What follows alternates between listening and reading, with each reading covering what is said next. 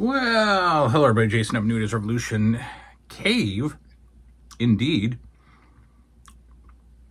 And we're going to celebrate this Monday with a episode of the Power Hour. And an appropriate thing to do on an episode of the Power Hour is to start eating a really doughy cookie. This might take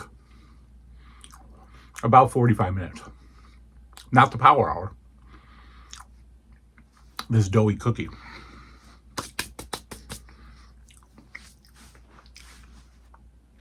All right. Let's do it. The Power Hour. What is it? What's the Power Hour, folks? You tell us. Well, somebody in the class answer with the Power Hour, please, so I can choke down this cookie. Tell your classmates, folks, what's the Power Hour? Okay, I'll do it. The Power Hour is your way to be a part of the channel. You can send in your questions, and I will answer them. It's a get to know you. It's a meet and greet, if you will. You can ask me whatever you want about anything you want. The collecting world, the life of me, mental health, human sexuality, whatever you'd like. Ask away. No question is off limits. Fire them away. And you can do that by sending me an email to multiple different places.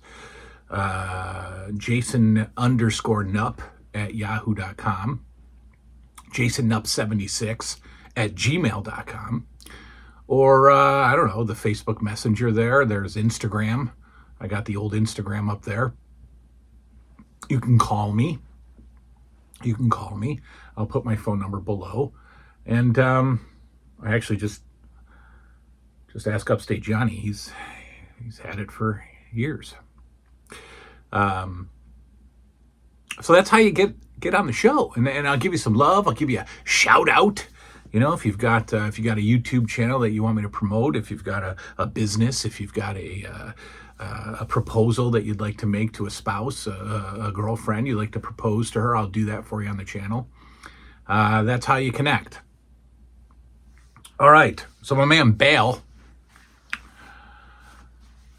good close personal friend of the channel. He's always contributing to the Power Hour. He asks 5 questions. Well, one of them I've already covered. Any memories of trick-or-treating? Well, Bale, since you sent this like 10 days ago, you might want to go back and watch yesterday's show where I talked about Halloween. So go from the past into the future, watch the episode, and then don't ask me that question because I just answered it yesterday. Okay. So 4 questions. First one, it says, have you ever been caught playing with your toys as an adult? And that's a good question. So I had nobody to hide from as an adult. And I've always been, I started buying LJNs back at 21. So 20, maybe even. So my friends at the time, in fact, I had an older friend. I've told this story. I had an older friend who was established. You know, by older, he was like 25. But when I'm 20, he's a grown-up. He's an adult. And he had a credit card. Yeah. So I would buy back LJNs, drinking Coors Light and eating 20 McNuggets. That was our drunken meal. 20 nuggets and you know, a 12 pack of Coors Light or whatever. I would get on his old dial-up and get on eBay and buy any conditioned LJNs for cheap, and he'd pay for them, and then he'd give them to me when they were delivered. So I was not hiding toys at any point in life. And as far as getting caught playing with, no way. I mean, if People here, I will gladly play with the toys down here, and the children will watch and enjoy. However, there was a time, and I don't remember if I've ever told this story.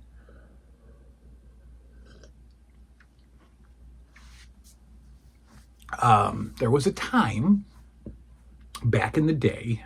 So my first job, my first consistent job. I had some inconsistent jobs where I'd only worked there a day or two, and Toys R Us was one of them, believe it or not. I worked at American Eagle. So my first real job out of high school was American Eagle, right? And I was 19, and I lived at home with my grandparents. I didn't move out until I was 21. I didn't move out till I was 21. No, that's not true. I think I moved out. So I turned 21 in May.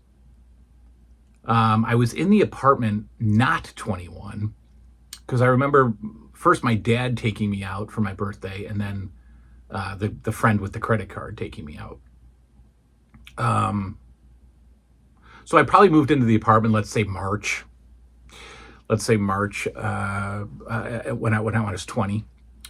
So I get the job at American Eagle at 19, and I'm clueless.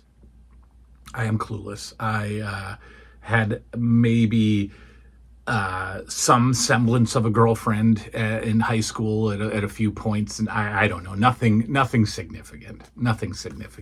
Virginal, if you will, folks. Virginal, if you will. Not saying, I'm just saying. But yeah. And I worked at an American Eagle, and that store was a hot spot for girls, obviously. And after high school and working in the mall, you kind of pick up like some coolness unintentionally. I wasn't cool by any means, but you thought you were. Now I'm wearing like all this American Eagle gear because you had to wear the clothes, and I've got the hat, and I'm just a dork. I mean, really, I'm just a dork in sheep's clothing. And yeah, I get so one day this girl and her friend come in, and I'm at the front. I'm the greeter for this particular day or whatever. And I was such a dork. I'm standing there at 19 years old, and the girls walk in, and my greeting is, "How we doing, ladies? How we doing, ladies?" And they giggled and walked away. And I think I came back in the store and like sold them some stuff or something. The girl's name was Sarah, and she was way out of my league. This girl was older than me. She was 21. I was 19 and clueless. So anyway, I'm jumping. I get a call. So back then, this is a really long story, and all you asked was, did I ever get caught playing with toys? There was an event in the mall back in the day called the Friends and Family event. So like the store would close, the mall would close, and you'd hand out these little cards to people, friends and family, and they'd come after hours, and they'd get like a 30% off discount or something. So I gave these two girls the card to come to the Friends and Family event. However, I wasn't at the Friends and Family event. That's how cool I am. I invite them and then don't go to it.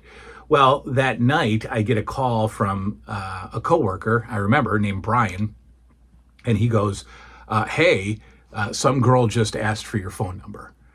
And I had never heard those words before in my life, and I was like, "Oh, what does that mean? What do you mean? Like, what is she gonna do with the number?" And then I started dating this girl, and again, way out of my league. Beautiful girl, again, way out of my league, and very advanced, very, very advanced. She may have been the one who, I'm just very advanced girl, lived with a boyfriend. lived with a boyfriend. They had broken up and she had the apartment by herself. I was a turd.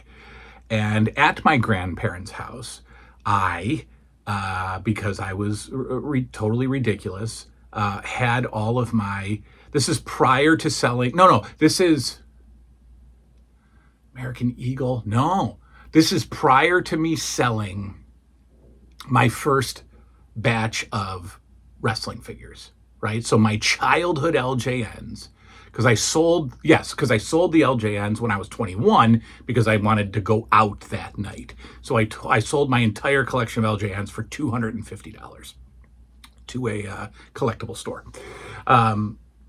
So I have my original childhood LJNs, and they are under my bed in my grandmother's house, right? And they're not in a box.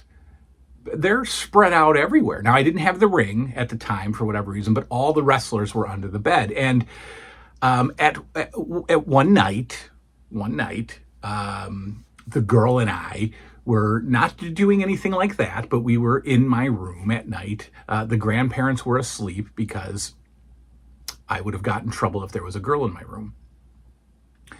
And she was laying there, and for whatever reason, kind of let her hand drop down on the floor and pulled out the wrestlers. And in her hand, she had two wrestlers that she had pulled out from underneath the bed because they were kind of hanging out. They weren't pushed all the way in because I had probably just played with them a couple of hours earlier. And so she has them in her hand, and I'm not going to say the F word, but she says extremely loudly at 2:00 in the morning with my grandparents asleep, I'm not allowed to have a girl in my room, and she screams, "What the F are these?" And she's laughing hysterically. She's out of her mind loud. She doesn't care because, she's an adult and has her own apartment, and I'm a boy child in my grandparents' bedroom with my wrestling dolls under the bed. And I'm laughing, and I'm trying to get her to be quiet because I'm going to get in trouble. And I had to tell her that they were my little brothers and that he was playing with them and left them here or whatever. And I don't think she ever mentioned it again, but we also didn't date much longer after that. It ended quite quickly. And she went on with the rest of her adult life, and I continued to play with toys. So did I get caught playing with them? No, but I embarrassed myself quite a bit in front of a cool girl. Okay, so there you go. There's my trauma relived. Question number 2.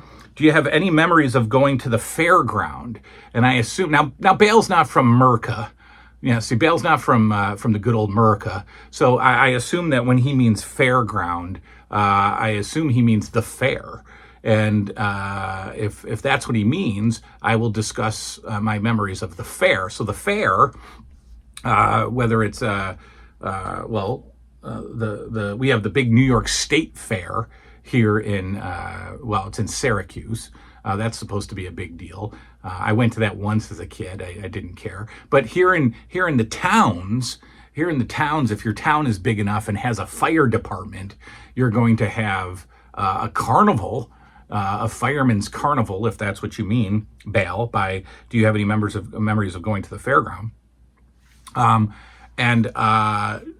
Yeah, sure. I mean, we used to take the kids to the fair, to the carnival every year, and then it became stupid and expensive, and kids became more and more ridiculous and unappealing. Not my kids, of course. The teenagers that were walking around, they became extremely punchable, and I hated every one of them. And they kind of ruined it. And then prices skyrocketed. And, at some point I woke up and didn't quite feel comfortable with my kids riding on a ride that can be disassembled and put on the back of a truck within, a half hour. So we've stopped going to the fairgrounds, if that's what you mean, sir.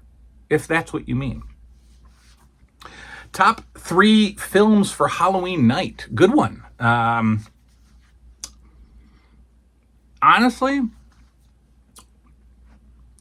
I could pick movies, but I'm not going to pick movies. I'm going to pick the the way it's aired. So what I'm saying is, on Halloween night, if I still had cable or satellite or whatever, I would watch like AMC or whatever, or USA. And on Halloween night, I want to watch horror movies that are edited and censored and on TV with commercials. There's the answer. I don't care what the movies are. Obviously, Halloween is a good movie to watch on Halloween. Nightmare on Elm Street, any of the Friday the 13th. But I want to watch it edited, heavily censored, and with commercials, because that's the way it used to be. That's the way it used to be. And in fact, when I went through the TV guide, I still have it sitting here on the floor. When we went through the TV guide the other day, they started airing the movies a few days before Halloween and a day or two after. So that's how I wanted to do it. Because, again, entertainment was not at our fingertips, So unless your dad had a gigantic VHS collection, you didn't have access to whatever movie you wanted. So, something like The Wizard of Oz, you only saw once a year. And that was cool. So that's why when you'd see a movie coming on HBO, you're like, oh, Rocky 3 is coming on. I can't believe it. Because you weren't going to watch it any other way. So horror movies were the same. There wasn't Shudder, there wasn't on-demand horror movies, and you likely didn't have a big old VHS collection. So when a horror movie came on, it was a big deal, and that was usually during this time of year. So I would prefer to watch on Halloween night. I don't anymore because, we're doing stuff with the kids, but there will come a time. There will come a time. But we don't anymore. But I would love to just get on the couch at 8 o'clock at night and just watch horror movies on TV. Whatever they're airing, that's what I would do. Any memories of trick-or-treating? We covered that. And then he says, beard dandruff. Have we found a cure? Now, if you are unfamiliar, there was a bit of an epidemic, epic proportions of beard dandruff. And I wear all black all the time for the most part, and I would have a snowstorm on my shirt on the regular, and it was, and you wouldn't notice until I just sat with somebody for an hour, and then okay, I'll see you later, and I look down and I'm covered in snow. Of course, you don't notice, and it was awful, horrible. Well, lo and behold, there was a kind of a study done. Somebody had a theory, as they will, and they did a study, and it proved to be true that the strategy for removing beard dandruff is to wash. Yes, it's a stretch, but washing eliminates beard dandruff. Now you say, well, then you're disgusting, sir. You didn't know to wash. Well, of course, but the shower gel that I use in the shower, or shampoo when I needed shampoo, is not good for the beard. It dries it out and produces more flakes. And so there again, another blockbuster. There are beard washes that will focus exclusively on the dandruff. And yes, I have solved that puzzle, and I have a beard wash in the shower, and I have a little brush, like a rubber brush, whatever, those exfoliator, and I put the soap on the beard, and then I take the exfoliator and I just kind of go like this. And it's a pretty cool feeling. It's like a little face massage. And as you can see, I'm clean. Beard dandruff solved. I'd like this to get bigger. Not too much bigger, but bigger. And I will have to see if the beard wash controls the beard dandruff with its increased girth. Well, that's it, folks. That's the Power Hour. I'd like to do more of these, so send the questions in. I'll put some email addresses down below, and that be that. Tomorrow, we're going to do a Wrestling with the Past, possibly. I watched a Maple Leaf Gardens house show. A fairly uneventful house show, but still good to talk about. Great match between Terry Funk and Hulk Hogan. So good. But we also have 3 big eBay packages coming tomorrow and 1 Amazon, and they're all related. So we'll probably just do an unboxing tomorrow and then do Wrestling with the Past Wednesday. And I got a little bit of the fever, right? What fever are you talking about, sir? What kind of fever? Well, I've been looking at these wrestling figures on my wall here, these LJNs, and I've been starting to get some desires. And I will not commit to it, folks, because I seem to always not follow through with my commitments when it comes to LJNs. But I would like to explore the play a little bit. I have a little bit of an idea that is going to incorporate some of XOX's figures, but I would like to, I don't know, I'm not even floated out there. But if I decide to do it, it's going to be different than PACW. PACW was like tournament and main event matches. I might, because there's some XOX figures, and then there's some figures from my previous, the brilliance of my booking mind back in childhood. I have some jobbers, right? I have some jobber figures. I have SD Jones, 2 of them, right? Now, we didn't use SD Jones as SD Jones, but we have 2 of them. And one of them could remain Brickhouse Brown, and the other could become SD Jones. We've got Iron Mike Sharp, thanks to XOX. We've got the Executioner. That's from childhood. That's Captain Lou Albano in the jobber executioner role. We've got Outback Jack, who I will always use as a job guy. So that's 4. XOX made an Ivan Putski that I will not necessarily use as Ivan Putski, but he might be a job guy. He might be like, William Smitherson. So that's 5. So what if I just did like a 5-match Saturday morning type of show?